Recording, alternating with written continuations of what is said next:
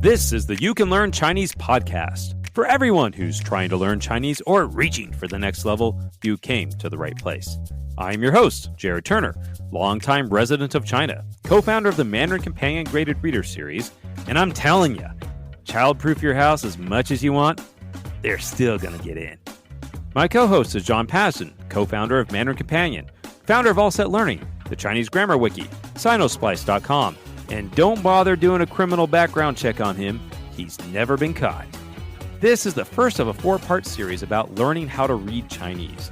In this episode, we're going to start at the beginning and talk about how to learn Pinyin, characters, and vocabulary. But don't worry, you'll still get a rant and a rave, or possibly a rant rave. Guest interview is with Scott Young, author of best-selling novel Ultralearning, and spent a year without English just to learn new languages, including Chinese. All this and more, let's get to it. Hey guys, this is Jared Turner coming at you from Utah in the United States. And I am John Pasden. I'm in Shanghai, China. Oh, and I've got to mention that we have a new podcast cover. And it's got an illustration of John and I on there. We're looking all handsome, hopefully. Send us any feedback you have about it. All right, before we kick into our episode today, this is a beginning of a 4-part series. Just wanted to ask, if you like our podcast, drop us a review. It's kind of funny, but the main repository for reviews is on iTunes. So if you want to log in there and drop us a review, preferably 5-star, and to let us know what you think. If you hate it, just, give us 1 star or something. No, don't do that. Yeah, so remember, your reviews can be sort of a vote for what you like to hear about on the podcast. And we're also happy to field your questions, hopefully the slightly simpler ones that we can do in the beginning of the podcast. But any kinds of questions are welcome. It could even turn into a full podcast answer. Who knows? So today we are starting a 4-part series on how to learn to read Chinese. And today is that first part. Right. So the idea is to take you from the very beginning when you're just starting out all the way through when you're reading comfortably at like an adult level. That's kind of a long journey. You probably aren't going to be able to keep up with the 4 parts in the podcast, but if you're listening to this podcast, you're probably somewhere along the road in that journey. And today, we're covering Pinyin, characters, and vocabulary. This is part 1.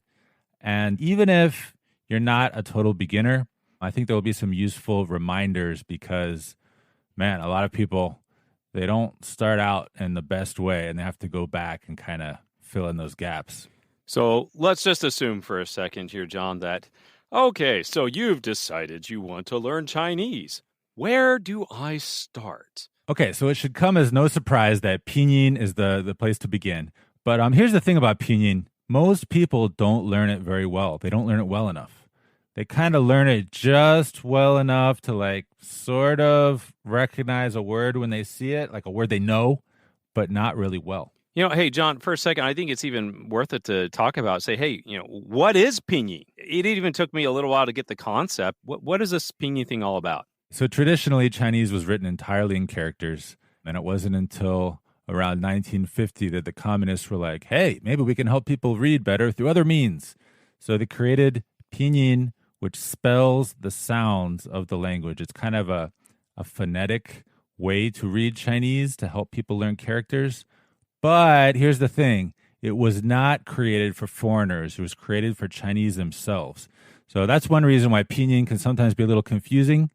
But each character in Chinese is a syllable, and each syllable has a Pinyin spelling. And if you learn all these Pinyin syllables, then you learn all the sounds of the language. And side note, Taiwan uses a slightly different thing. What we might, I don't know, we're really going to touch on that too much, but they use it's different kind of spelling of their Pinyin. It's called Zhuyin. Right, but Taiwan, a lot of people are using Pinyin more and more. Just easier if everyone's doing the same thing. Anyway, you need to learn Pinyin if you're learning Chinese, and you need to learn it well. So what does that mean? Okay, so this is point number 2. One thing that I think a lot of people don't do if they don't learn Pinyin really well is they don't learn what sounds don't exist in Mandarin. And the reason this is important is because when you're listening to someone talk and you don't know a lot of Chinese and you're trying to figure out what you're hearing, if you're hearing something, but you realize that's not even a sound that exists in Mandarin, then you can be sure that you're hearing it wrong. And you can kind of try to figure out what am I actually hearing. Let me give an example of that. So, for example, if I hear someone saying something that sounds like J-A, ja, but there is no J-A. So I can check my pinyin chart and I see a gap. There's no J-A sound. So it either has to be Z-H-A, which sounds kind of like J-A to my beginner ear, or J-I-A, right?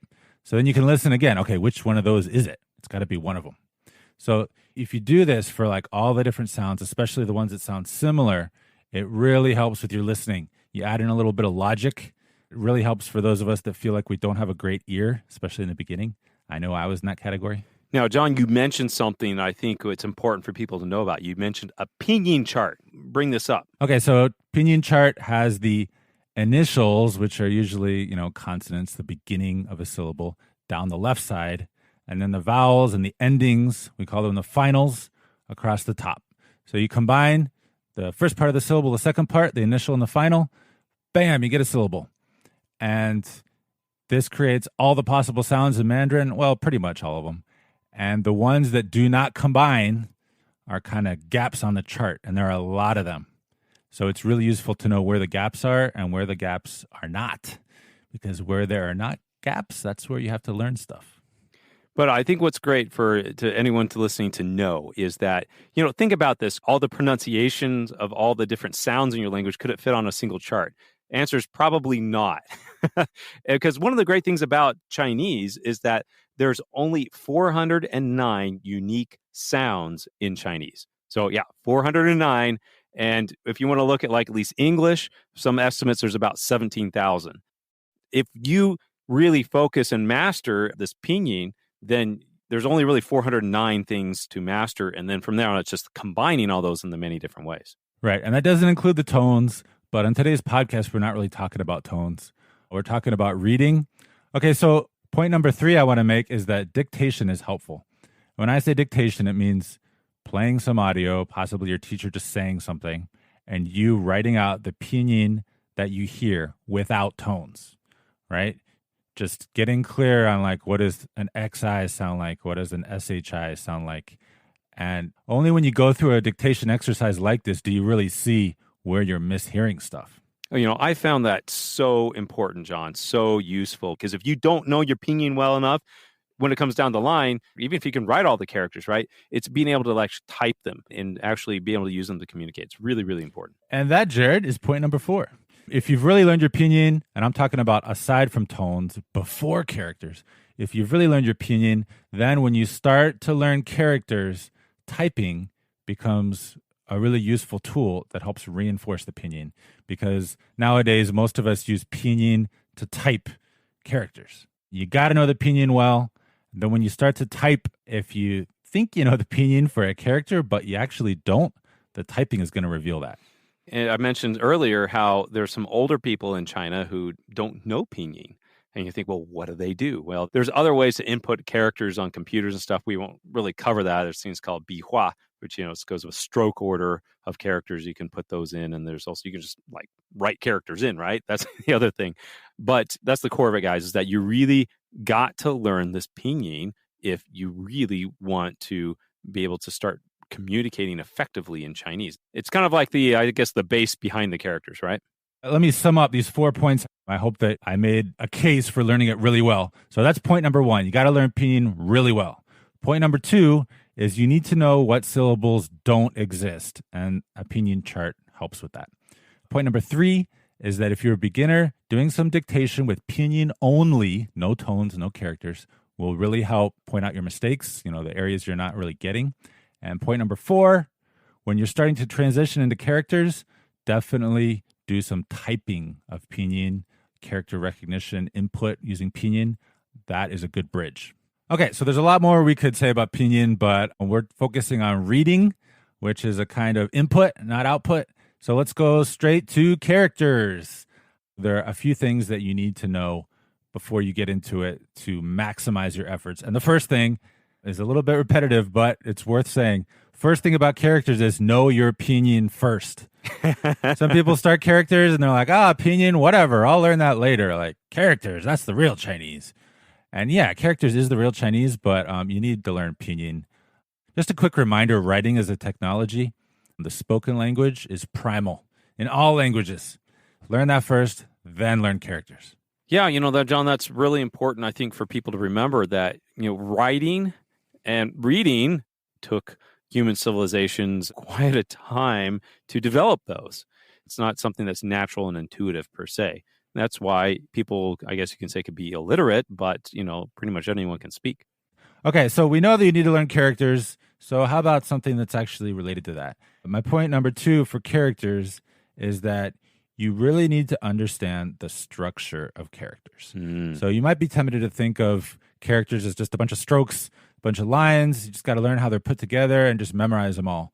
And actually, that approach is not even possible if you want to learn the thousands of characters that it takes to become fully literate. You really need to understand the underlying structure of Chinese characters. This is something that we can't really cover very well in this podcast. We just want to emphasize that it's important. A few other little notes. One is try to avoid using the word radical. It's an outdated concept. Components, specifically functional components, are the more modern way to talk about it. And if the resource you're using is using these modern terms, that's a good sign. And it's not like overly traditional and potentially not fun at all. But the other thing you need to know related to structure is that characters, the different components, they sometimes have meaning and they sometimes have sound components. So you just need to learn about this. And John, I think just approaching characters in general, I think it's very helpful to learn how they're written and do some writing. Understanding the stroke order and the process and understanding these different components and being able to write some characters definitely has its benefits. It can help you start to see some of these patterns and the components in the characters. Right. So there are these different character components. And one of the things that you need to learn is how they fit together in these patterns, these molds. Because there aren't that many of these structural patterns for how characters come together, the different components. There's like the left side and the right side, or the top and the bottom, or the thing on the outside and the thing in the middle. Like there aren't that many patterns. They're not random. And as you're learning the components, you learn these patterns. It really all starts to gel. And by practicing a little bit, by hand, writing them, it really helps your brain get a better handle on how they fit together, the symmetry, the balance. And that actually does carry over into helping you read better. Absolutely. So that's the case that John and I are making for learning to write. That's not saying, hey, don't ever write. It's when, we're sitting down and we're spending, hours writing, filling books full of characters that we're copying over and over again. That method is a very traditional one that's used in elementary schools for L1 learners, so native Chinese kids. And that's how a lot of Chinese people, that's just how they learn to write characters. And that's what it takes if you want to learn fluently. But we're more focusing on tying some of this together. That's why we're talking about learning Pinyin, so you can learn how to type and understanding that pronunciation aspect. And then that obviously leads into characters. Right. And so characters have a structure. You need to learn that. So I think that's enough on that. But let's move on to point number 3 about characters, which is you're going to need some resources. And we just wanted to give a shout out to some really good resources for learning characters. So one of them is our friend Ola at Hacking Chinese. He's written lots of great articles on learning characters. You should definitely check out what he's written. It's very useful. Hopefully someday we'll have him on this show. Ola, you got to reply to my emails, man. Come on. Okay, so aside from that, I know quite a few people who have used the Yo-Yo Chinese Characters course. It's a video course. They found it really helpful. I myself am using the Outlier Chinese Dictionary for Pleco. Also super useful, like when you want to do a deep dive on character components and how they work together. Like it's helpful for advanced learners and it's also helpful for beginners. There are lots of great resources out there, and learning characters is a long-term thing. So you got to, load up on these resources. And also got to give a shout out to Mandarin Blueprint. They have a really great program using mnemonics and the Hanzacraft method to help you learn characters. Yep. And then of course, Skritter. There's another free open source software project called Hanzacraft. And that one does a great character breakdown. They have an online version as well as an app version. Definitely worth a look as well. One last reminder, we've said this before in other shows, but it's worth repeating. If you're serious about Chinese characters and you're not just like a tourist, just slightly curious, do not use Chinesey by Shaolan. Chinesey is not a long-term method for learning characters. Use one of these other ones that we mentioned. It's great for a book to have on your coffee table, but for serious learners, there's better resources. All right. So characters, point number 4. This is the last one. I just want to mention that there are different types of learners, and this applies to learning characters as well. So like Jared was saying, it's good to do some writing. I know people that like writing. Mm-hmm. So like, don't think that writing characters is bad if you like it. If you like it, do it. What we're trying to say is if you don't like it, don't let it kill your love of the language. Don't think that you have to write every character a million times or you can't learn, because that's not the case. And I've seen very different approaches for learners when it comes to characters. I've seen people that just go all in. They get all the resources, and every time they encounter a new character, it's just like, blah, candy, and they just can't stop. Whereas other people are like, oh, got to learn these 10 characters really well. Better spend a month on them. There are different approaches. Definitely. For the average learner, for most people, I would suggest not making that your focus, but definitely reading is a key aspect. And that's what this podcast is all about, at least the first one. Yeah, so no matter how you feel about characters, if you're going to read Chinese, you got to learn a few characters. Okay, so let me just sum up real quick. Characters, the 4 points we wanted to make is 1, don't start until you know your Pinyin well. 2, learn the structure of characters. 3, have some good resources, which do not include Chinesey. And 4, remember that approaches vary from learner to learner, so you got to find something that works for you. Excellent points, John. And now, vocabulary. I mean, characters, I know that some characters alone can be words, but also moving into vocabulary, which may be combinations of characters. Okay, so some people might think like, okay, I need to learn Pinyin and then characters and then vocabulary because all words are made from characters. Well, no, not really. Remember, spoken language comes first. So it's not like you need characters to have words in Chinese. That's not the case. So we just take a practical approach. Pretty much every textbook, most courses do the same thing. So when you're learning Pinyin, it's not like you avoid learning Ni Hao because you haven't learned characters. You're going to learn Ni Hao in Pinyin. You're going to learn basic words in Pinyin, and that's fine. Point number 2 is you need to find ways to practice and reinforce those. So this usually comes before characters as well. So, you're practicing greetings, you're just practicing introducing yourself. You're learning words, even if you don't know the characters yet.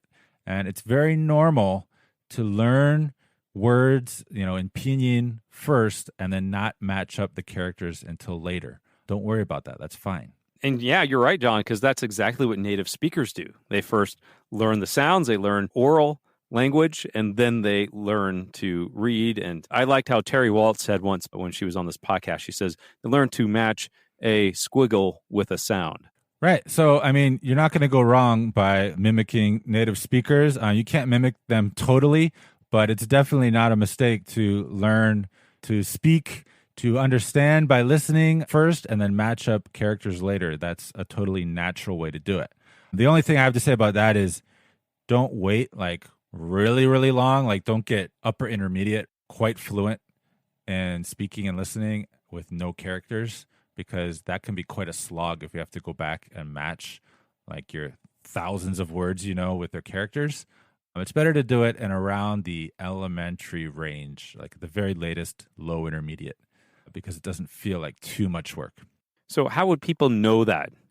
How would someone say, I feel like maybe I'm a little intermediate, I feel I'm ready now to start tackling characters? What are some indicators of that? Well, for most people, the indicator is the textbook tells you it's time to learn these characters. And you'll notice that textbooks vary a little bit. Some textbooks jump right into characters in the first chapter, but I think it's becoming more and more common for modern textbooks to wait at least a couple chapters, maybe even half of the first semester before jumping into characters. And to be clear, that is not long enough to really master Pinyin or to master tones. But for most school-based courses, they don't have the time to wait for characters. They feel like if they're not teaching you characters in the first semester, then they're failing somehow. So it's fine, somewhere around the elementary range, you're kind of getting a handle of basic conversation. You got the very basic building blocks of fluency. It's fine to start adding characters at that elementary stage. Okay, so vocabulary point number 3 is when you're learning vocabulary, you need to learn the Pinyin for the words and you need to learn the tones. I just know so many people that they learn the vocabulary without any tones. And they're just like, well, if I speak fast enough, it doesn't matter, False. False, people. And Jared, if you don't have a meme out there about that, then you need a meme about this myth that Chinese people speak really fast and they don't really use the tones. No. John, I remember one of the early articles I had read on your blog, Sinosplice, it actually discussed this. And I think if you recall, what you did is you recorded native speakers and you were able to have something that tracked their intonation. And you found that maybe there were times like they didn't exactly fully emphasize the tone, but it was like on the key points and the key syllables that they're emphasizing. It's like making sure you're hitting the tones on the specific syllables that are important in the sentence. Yeah, it's true that native speakers do certain things with tones, but as a beginner, you just can't do that. It's just one of these cases of you need to learn to walk before you can run. And running might look easier somehow, but it is not. True. The whole point of point number 3 is that when you're learning vocabulary, learn the tones. One of the reasons this is really helpful is when you start matching characters to the words you already know, you get this fortunate byproduct. You're kind of matching tones to characters as well, because a lot of characters are pretty consistently the same tone, or, they have like maybe 2 tones. But if you learn the tones well, when you learn the vocabulary, it really helps you. And if you don't, you're going to wish you did later down the road. Makes total sense. All right. So vocabulary, point number 4. This is the last one. This is just a little tip that I found useful, and I know other learners have done it, which is when you're learning vocabulary, I find it really useful to get into like literal translations of the words. Other people find it useful to do literal translations of sentences to kind of help get a feel for Chinese grammar, the word order and stuff, but also literal translations of words. So like if you look at the word ni hao, it literally means you good. Mm-hmm. Or if you look at refrigerator, it literally means ice box. Yeah. If you look at telephone, it's literally electric speech.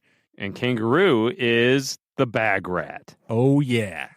I just find that learning things like this, it helps you match it to characters, and it's just kind of fun. And a lot of times it makes the word more memorable. I don't know, Jared, do you feel like you remember kangaroo forever now because of bag rat? Oh, yeah, totally. In fact, we're going to make a T-shirt with some of these animals that are just kind of funny in that respect. Don't feel like learning words like this, literal translations, character for character, is somehow disrespectful or unprofessional or whatever. A lot of times it helps the words stick, and because you're doing it character by character in most cases, you're helping to match the parts of the word to the characters that are used to written it. So like this is actually really helpful. That's something that really helped me when I was learning Chinese is, directly translating the good. It's like, 你跟我去, you with me go, right? And saying things like that, it just helps me to understand, oh, okay, that's a little bit how the grammar works. Because at the early stages, you are translating in your head anyway. Obviously, once you move up in levels, you want to try to get past that, and extensive reading is an excellent way to kind of break that habit. But you are doing that, and so this is something that can also help you to just grasp the grammar in a better way. Yeah, so it works at the grammar level for words, and it also works at the vocabulary level. And I should mention that I know plenty of people who don't really do this, and then they start doing it, and only when they start doing it do they realize why this word is written using these 2 characters, and it totally makes sense. And it's like an epiphany. I think it's one of the joys of learning Chinese. I like to see how words break down into like ideas. It's like part of the collective consciousness of the native speakers of the language. It's fun. All right. So, John, you covered these points. So maybe you could go over those again. Okay. So vocabulary number 1 is focus on the practical words first in Pinyin before characters. Number 2, find ways to practice and reinforce the language you're learning. And eventually you're going to match those up with characters, but not in the beginning. Point number 3, when you're learning new vocabulary, learn the pinyin and the tones, eventually the characters as well, but not in the very beginning. And point number 4, the literal translation things for words. It can make the words memorable. It can really help. So I recommend it. And guys, just a reminder, John, he works with learners at all stages, and he's worked literally with hundreds of learners. If you really want to get into characters and learn the reading, this is the great way to start. And we are going to cover more about this in the next few podcasts. In the meantime, it's now time for a word from our sponsor. And today, our sponsor is the Chinese Pronunciation Wiki. Oh, yeah. So this is a product of All Set Learning, my other company. And you might know the Chinese Grammar Wiki, but there's also a Chinese Pronunciation Wiki. Wow, John, what's in that? how could it help my Chinese? Well, if you're still working on Pinyin, we've got one of those Pinyin charts online with audio, so you can identify those holes. Make sure you really know Pinyin. With audio? Do you mean like I could click on one of the words and it would pronounce it for me? That is correct. Wow, amazing. We also have plenty of info about tones, everything related to pronunciation, so it goes from beginner all the way to intermediate and beyond.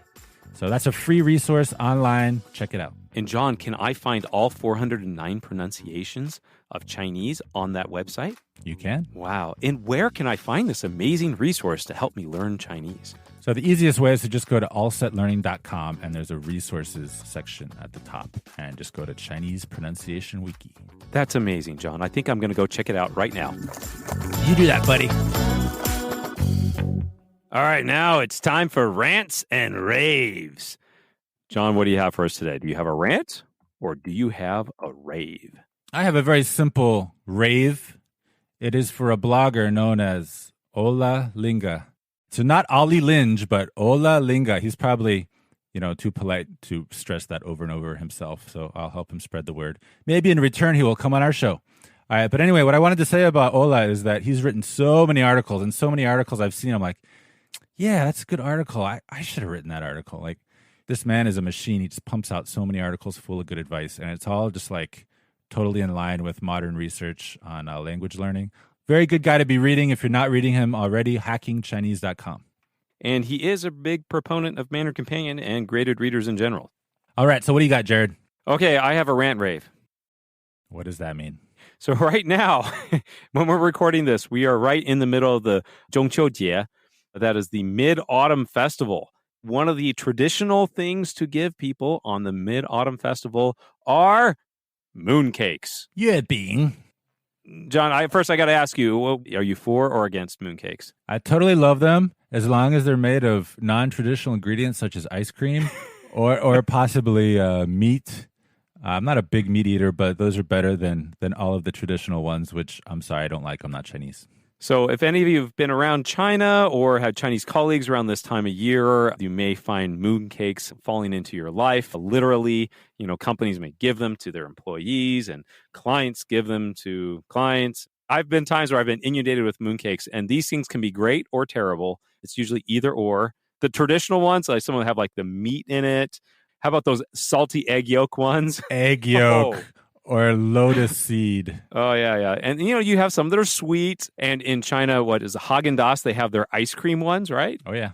I even remember reading, John, once that there were some gold ones. I think those are ones, people are giving to government officials for favors. But there's a lot of things out there for mooncakes. And so there are some good ones. There are some that I guess could be classified as traditional and could be maybe a little bit difficult. But, these things are usually really dense. I think one of those traditional ones, like those egg yolk ones, I've heard that it's like 800 calories or something for like one mooncake. It could be really packed with some stuff.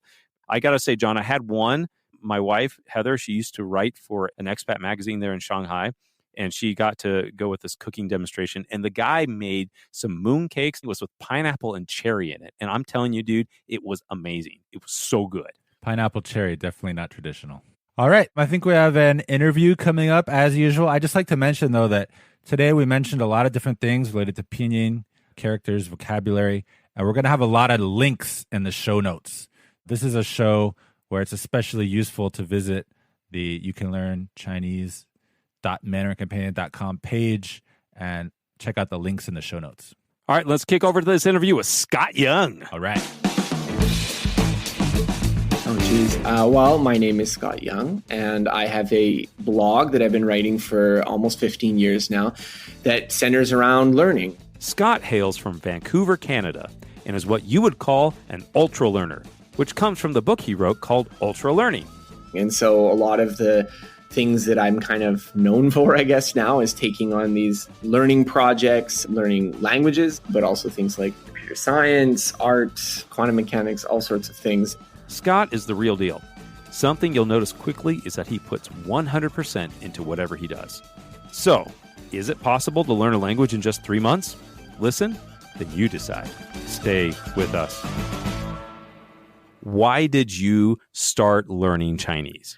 So I started learning Chinese as part of a bigger project that I did with a friend. This was about 7 years ago. We did this project we called the Year Without English. And the idea was that we were going to travel around the world and we were going to try to learn the languages of the countries we went to with the method of when we got off the plane, we were going to the largest extent possible, not speak English either to each other or to anyone that we would meet. And so we went to Spain to learn Spanish, Brazil to learn Portuguese, China to learn Mandarin Chinese, and then finally Korea to learn Korean. Wow. I had this experience of going on exchange to France when I had been in university. I did a year abroad, and I had been really keen to learn French at the time. And I felt like I struggled. And I felt like the reason that I struggled was because I was doing English classes and all my friends were other exchange students who also spoke English. And so it was weird. I was in France, but I felt like I was inside this English bubble. When you go to another country, it's not automatic that you're just going to be in this immersive environment. In fact, if you're an adult and you're not like doing some kind of homestay, it's overwhelmingly likely that that's going to be the case. And the amount of people I know who have lived in China for decades, actually decades, and they can barely utter a sentence in Chinese is just evidence of how strong this bubble can be. This was kind of a thought experiment of, could you, with minimal prep, go to a country and attempt this? And I will definitely say, just sort of like spoiler alert, that this is easier to do with the European languages than the Asian languages. But I think that people would be surprised at how low your level can be and still pull this off. For China, for instance, that was the one that I'd done the most prior prep for. I did about 100 hours before we went there. So tell me about that prep. It was kind of haphazard. We did Pimsleur. That was the thing that we had kind of settled on as like how we were going to get the very basics before we went there. And after Pimsleur, I had just found these flashcards. And it was just one of those kind of like, oh, I'm just doing some flashcards. But I think this idea of going to a country and trying to, as much as possible, only speak the language that you're trying to learn is severely underused. Well, why do you think that is? This is hard. I mean, it is hard. And I think a lot of people have some social anxiety about it. This is not necessarily the case, but I've definitely seen like, the people who want to go to China are maybe a little bit more introverted, a little bit more studious type. They find maybe some cultural affinity there, and that's why they're interested in it versus, the person who wants to go to the all-night raves at Ibiza or something like that. It's going to be a little bit of a different personality. And I think the cultures are different too. I think it's easier to be that kind of extroverted person in Latin countries than in China in some ways. So socializing creates a little bit more friction. And I think overcoming that fear of seeming incompetent or that fear of being isolated from people can be challenging. So what was that experience like? You touched down in China. Where did you fly into? Shanghai, Beijing? Kunming. Oh, Kunming. So you're down there on the south end of China near the Vietnam border. Yeah. You touch down off the plane. Great city, by the way. If anyone's thinking about like where they should go, I highly recommend Kunming. And so what was that like? What happened? What did you do? I'll first contrast it with the experience in Spain, because this is, of course, like not, okay, we're coming from North America and just landing in China. This was already leg number 3. So we'd already been like 6 months into a trip and done this 2 more times. So we'd been in Spain for 3 months. We'd been in Brazil. Now we were going to China. And so I'll contrast Spain. So Spain, this sort of no English rule was like near perfection. Wow. I cannot say that we were that consistent in Asia. Like there was definitely like, okay, no, this isn't working. Like we actually have to speak in English. Like for instance, the very first moment we had gotten this, it was like Airbnb wasn't super popular in China then. And we were trying to find accommodations for 3 months. And so we used this Chinese version of an Airbnb website, and I had like written it in kind of my broken Chinese, and we had to like go through a Chinese intermediary because it was through like Alipay and they didn't have PayPal. It was a big mess, but it was like not intended for Westerners really. And so we get there and we had a hotel booked for the night because we were getting in the evening. And then it was like, okay, in the morning, I'm like using the reception phone in the hotel to try to have a phone call with this woman that we're renting the apartment from to like, okay, we need to go to our place. And I say something to her and it's just kind of garbled and sort of gibberish. And we get there But there must have been some wires crossed because she wasn't there. And so we're like outside of this building. And now I'm like trying to talk to like the like security people. And this is also in Kunming, China. Like there's not a lot of like just background walking around the street English fluency. So my friend Vat, who was, in some ways less sort of stringent about the rule than I was in difficult scenarios, he was like going up to people on the street being kind of like, do you speak in English? And like people just kind of like laughing at him a little bit. Like, I'm like, oh yeah, you're screwed, buddy. Like there's nothing you can do. And I was talking to the security guy there and trying to like, sputter out the few words that I know, like, can you call this person and like tell them to come here and this kind of thing. And the person who was on the other end was kind of like realizing what the situation was. So they sent someone who did speak some English and they got us into the apartment and helped us with those first little tasks of like registering with the police station. Yeah. And then after, it's pretty consistent. So like we're getting some tutors, we're speaking in Chinese, we're getting some progress there. And definitely the first month was a bit bumpy, but by the end, we actually have like a little social circle. We have some people we go to, we have our daily routines, and the whole thing transpired over a little over 3 months. And so this is a considerably shorter period of time than I think a lot of people would imagine is getting to that level for Chinese. What were some breakthrough moments that you had with using Chinese? There was this little noodle place that I went to pretty much like clockwork every single day for lunch. And there was this shopkeep and his wife, and they had kind of come in from sort of the rural areas of China to open this little restaurant. A lot of people, then they're going to China, maybe they're studying through a class or they're going to university. So they're kind of with this already sort of segregated set of Chinese society that's, more educated. They speak really standard Mandarin, like no accent or things like this. But that's not like 97% of people in Chinese society either. So this was sort of like, I remember having like conversations with this guy, just little chit chat every day over the few months. And that was very interesting for me to kind of have that sort of experience. And I remember near to the end of the trip being this was at a different restaurant and just sitting at the table by myself. And there was 2 Chinese people who were sitting just kind of at the other table. And somehow we just kind of got to talking. They're just like, oh, come here and like share food with me. And we were eating with them. And we hung out a couple times after that and stuff too. And what was sort of interesting for me on that instance was that neither of them spoke any English. And it was kind of like, oh, we're like hanging out and doing stuff. And, a lot of the other situations where I had kind of navigated into it was, they understand that I'm trying to learn Chinese, but they understand some English. And like, that was kind of the background context. Like I, becoming friends with people that I met through my tutor or this kind of thing. Whereas this was sort of like really just independently random strangers that were meeting at a restaurant. And that was happening probably near to the end of the trip, but it could have happened earlier.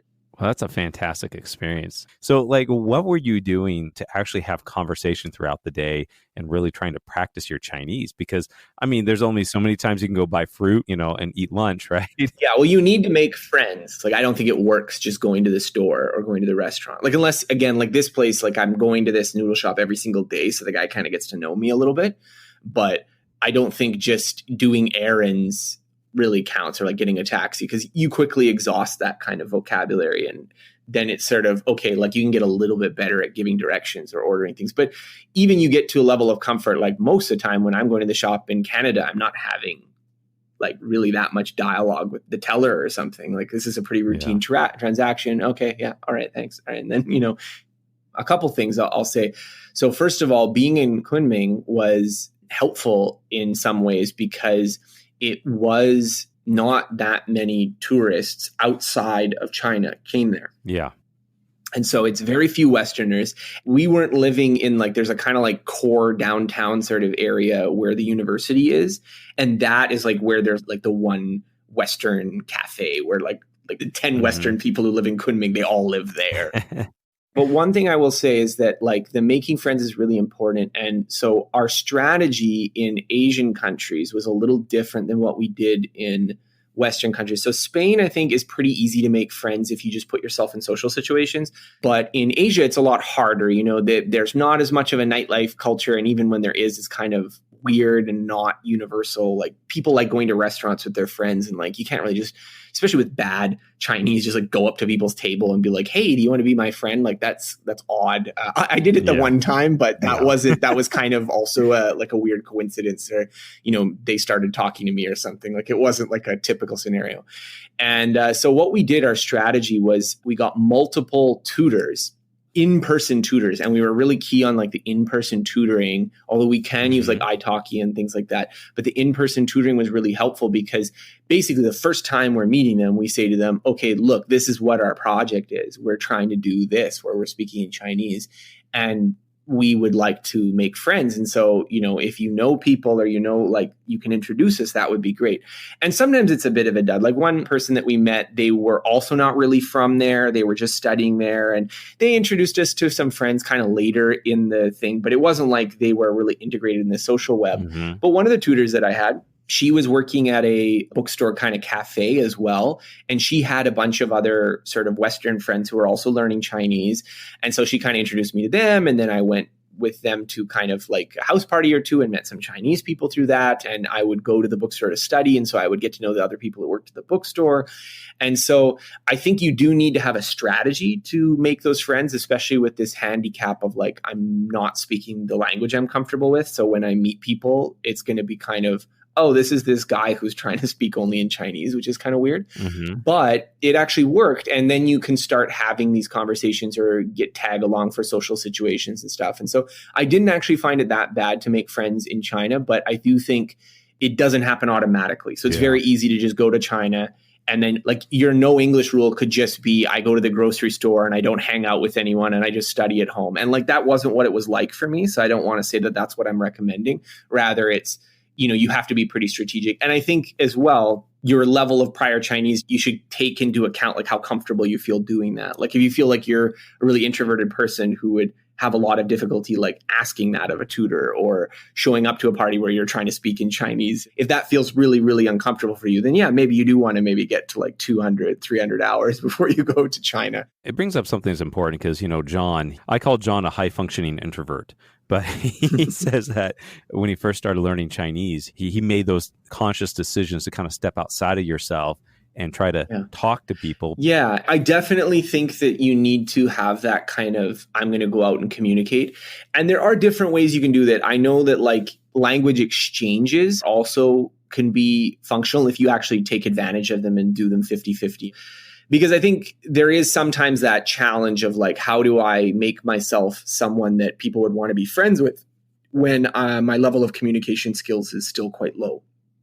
And that was a fear that I had going into it, that like, oh man, this might just be a disaster. And I would say that the fear, it wasn't as realized as I thought. Like even in Spain, when my Spanish was terrible, there was something kind of, I don't know, like mildly charming about these two guys doing this weird project. And so when we met people, they found it kind of fun or funny and like, but then after like 3 months or something, when you actually are regularly interacting with people in Chinese, even if it's not like quote unquote good Chinese, it's still really satisfying. And, you just get all these opportunities to practice and improve.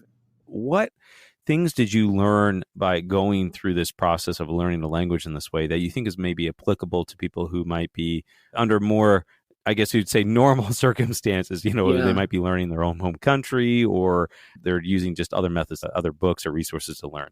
I think you need to have like real organic communication situations. And one thing I've observed is that when you are in the country where that is the language spoken in the country, you can get away with a much lower level of ability. And people aren't kind of like, well, why aren't you speaking in English? But even in places where people have fairly high English levels, you can kind of get away with speaking the language poorly just because in the background habits of these people's lives, they're always speaking that language. So it's just kind of like, okay, yeah, they're not doing it very well, but this is normal. Whereas I've definitely encountered more resistance to doing this kind of like spontaneously coming up to people and speaking Chinese in North America, just because it just really defies their expectation of what this interaction is going to be about. And so sometimes people are kind of like, wait, what? Like, there's a little bit of, okay, like even if the person can understand me, it comes as a little bit more jarring shock to their expectations. And so I think if you are in a non-Chinese speaking country, finding things like meetups or finding language exchange partners or finding those kind of social connections where they understand why you're trying to do this and they're willing to help you is so valuable. And I think if you lay that groundwork and you're really assertive about trying to do things this way, you can make it happen. And so I've had a Chinese meetup that I've gone to. I mean, since the coronavirus thing, it's been canceled. But basically every week I would go to this Chinese meetup, and it was because the context of the meetup was learning Chinese, speaking Chinese. I was able to have lots of conversations with people, but I also witnessed people going to the meetup and not speaking Chinese or really having like a lot of reluctance to speak in Chinese. And even people who they already have some kind of heritage language skills, so their understanding's not bad. And so they're following the conversation, but they're replying in English. And so I find it very interesting just that how much it takes that initiative and being proactive to, okay, this is how I'm going to create my environment and it's just going to be like this.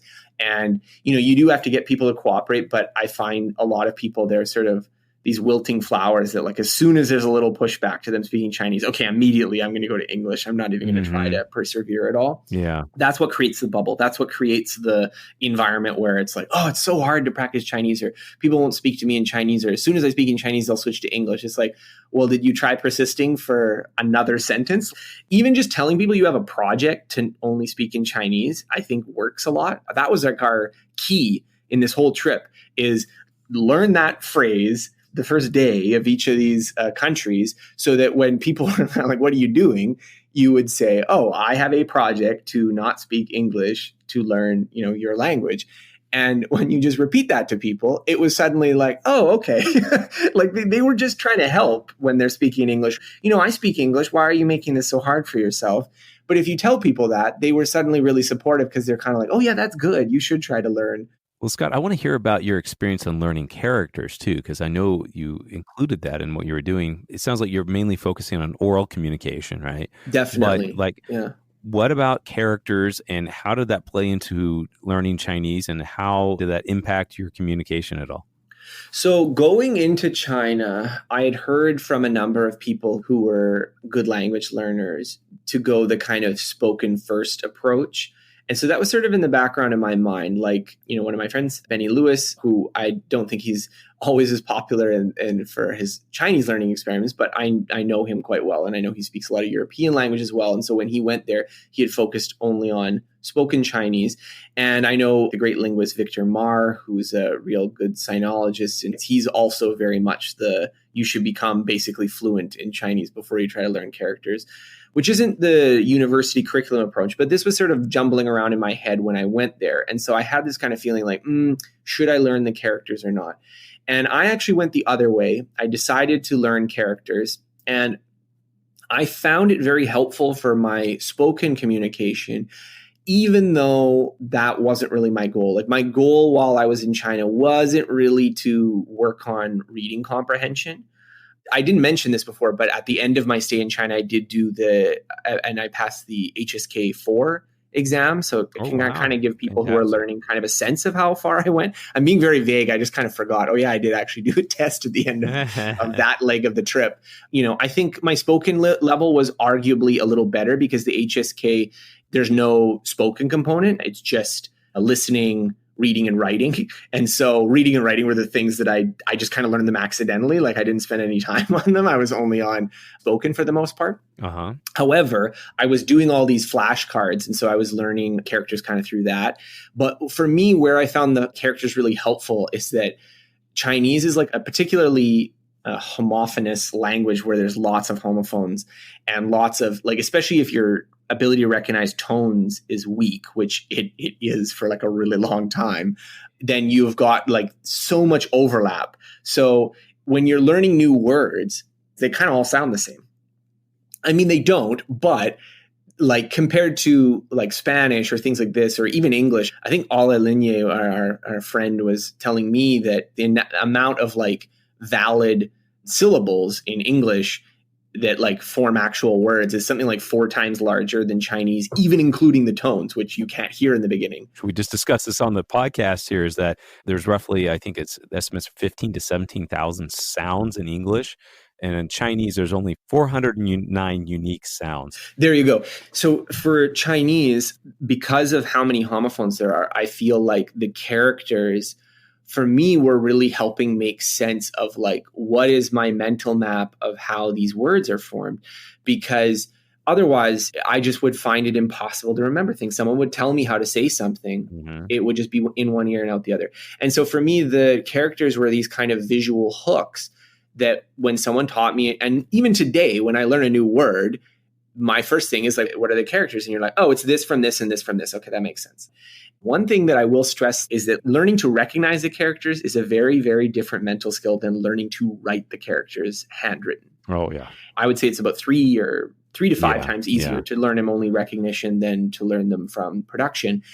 And realistically, handwriting is a kind of a skill you only need in certain niche scenarios. If you cannot have a decent conversation with someone and you have booklets and booklets of you handwriting characters, I just question the sequencing of your learning attempt, because to me, you're kind of putting this really, really hard thing before you get to any kind of useful interactions.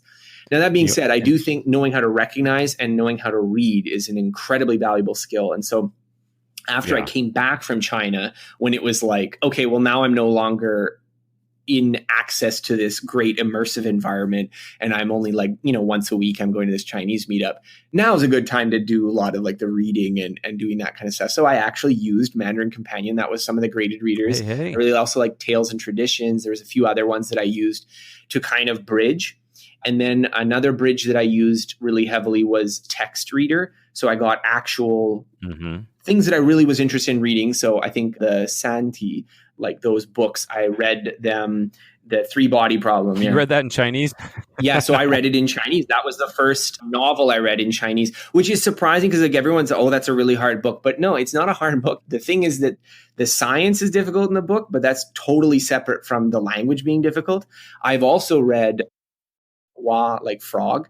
Moyens is a much, much harder book from a Chinese perspective because it has all these like, it's all about like rural China, and there's like all like, wait, what's this? And then I'm looking it up and I'm like, I don't even know what that is in English. And the farm implements that they use in China. Literary devices, archaic stuff, cultural specific things. Yeah. But I did that kind of as a bridge as well, where I was using Pleco, where you can just tap on the words and it'll tell you them in English. And so that really helped. And then I would say now I'm at a point where for things that, again, are not too literary, I don't usually use a dictionary at all. And one of my main learning resources right now is the Dao app. It's like a kind of a learning platform, the Dao. He was a big kind of media personality, and he kind of made this app that's sort of like a learning platform. And I don't pay for any of the courses on there, but they have free ones that are like 10-minute podcasts that have transcripts. And I will listen to them, but I will also read them. And I find when I'm reading them, I very rarely need to look up words. And if I do look up a word, it's usually something pretty obscure. But I do find with like literary Chinese where like the problem isn't that what they're describing is difficult, but they're using kind of advanced words, I do struggle more. So I do have paper books, but I inch through them slowly. But I feel like that was the progression for me, was learning the characters while I was in China as part of this spoken fluency project. And then once I had kind of felt like I had a good grasp of the characters, I moved on to the graded readers. I could have started with the graded readers earlier, but it wasn't my goal when I was there at the time. And then shifted to Pleco with the document reader, and then finally to reading actual just paper books and, just looking up words when I need them. And so, Scott, like, how many languages do you speak? So, okay, I'm going to tell you a little funny story before I tell you, because I remember before that and I did this language learning project, I had this real kind of like fetish about how cool it would be to like speak multiple languages. When you're watching like Jason Bourne or somebody speaking multiple languages, like this was just like, oh, this would be so cool. I no longer feel that way about it. But if you were to say, what languages could I have a conversation in to that appropriate level of vagueness, I would say right now it's 7.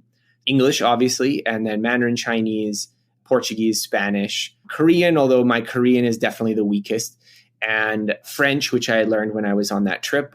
And then most recently, I learned Macedonian, which is a South Slavic language. And it's my wife was born in North Macedonia. And I will say this, though, stating a number, it makes the measurement problem kind of wrong, because we were just talking about like, I know people that they only speak English and Chinese, but their Mandarin is like impeccable. And so the kind of linguistic accomplishment of speaking impeccable Mandarin is harder than what I've done. Even though if you're comparing 1 versus 7, it looks like mine's more impressive. So that also, I think, is why some people get a little bit, up in arms about it. But I think the other thing too is just that speaking multiple languages also creates this issue because maintaining them is like an enormous amount of work. Well, Scott, having gone through this, having studied a number of languages, what advice would you give to someone who is learning Chinese right now? First of all, try to have some interactions with people earlier than you feel comfortable with. And that's a bit subjective, but I feel like Chinese, it's definitely a hard language. It's definitely hard to get to a point where you feel like you're communicating. But I think that barrier sometimes pushes people to doing a lot of like, okay, I'm going to do all this at-home study and I'm going to like listen to podcasts and I'm going to do all this kind of stuff, but I'm not really using it to communicate. And they wait and they wait and they wait. And it becomes this kind of barrier because the only way you get good at speaking is by actually speaking, and you can get other things to assist in that. Like obviously, if you are really an expert reader, it assists with speaking, but it's not the same as actually speaking. And so I do think that pushing people to do that earlier would be something I'd recommend. I would say that for me, definitely learning the characters to recognize, but not to write the characters, gave me a lot of mnemonic hooks for remembering words. And so I found it to be much easier to acquire vocabulary once I'd kind of gotten over that hump. So like now if I learn like a completely new technical word, usually isn't surprising to me. Like it's sort of like once you know what the component characters are, you're like, okay, that makes sense. But if you don't have those hooks, I think it could be quite difficult to do. And I think that the attitude that you ought to have is I'm going to go out there and I'm going to speak badly, but it doesn't matter. I know there's an entire camp of people that I don't entirely agree with that have this idea that like, well, any mistake you make in the beginning is going to become this permanent error in your speaking. And while there is some truth to pronunciation, if you really learn how to pronounce things badly, so I think you should always try to do your best. But I feel like that can often become just this mental hang up that excuses you from using it or excuses you from practicing it. And I feel like the more you can get your hands dirty, get in it, make mistakes, learn from that, the more you can get yourself into that environment where learning can actually progress. Whereas the kind of perfectionistic or kind of like hypersensitive to, well, I don't want to ever say anything wrong, tends to be the approach in my mind that leads to people staving off actually using it. And okay, I'm going to retreat to going through my textbook or listening to my podcast because that's more comfortable for me. Scott, I really appreciate you sharing all these perspectives and your experiences with us. For listeners, I'm going to brag about you for a second. I mean, he is like Ultralearning. In fact, you have your book. It's called Ultralearning, right? Yeah. And you've done a whole bunch of things about learning, not just languages, but learning things like quantum mechanics and learning how to draw. It's quite amazing everything you've done. So, where can people find you if they want to know more about you and learn a little more about things that you've been doing? Sure. So you can go to my website, which is at scotthyoung.com. That's SCOTTHYOUNG.com. I recently published a book, Ultralearning, focusing on people who have learned hard skills in kind of unusual ways or in self-directed ways, and sort of trying to dissect some of the cognitive science behind how that works and why people are able to make a lot of progress in skills that you might not expect. Well, we'll be sure to put those links in the show notes. And so, Scott, thank you so much for sharing your time and your experience with us. We really appreciate it. Oh, thank you so much for having me. You have been listening to the You Can Learn Chinese podcast. Help us spread the word by sharing this with your friends, classmates, teachers, cousins, sophomore, frisbee thrower, waffle eater, faith builder, nature hiker, ice blocker, whip cracker, cup stacker, and that one guy named Lloyd. You can subscribe in iTunes or wherever you get your podcasts. And please write us a review so we know how we're doing. You can find us on Facebook and at mandarincompanion.com. If you feel like you've got an interesting story to tell about learning Chinese, reach out to us. Apologies to John Cena, we just ran out of time. The You Can Learn Chinese podcast is produced by myself, Jared Turner, and our editor is James Harper. I'd like to thank our guest, Scott Young, and of course, thanks to my co-host, the man, the myth, the legend, John Pasden. See you next time.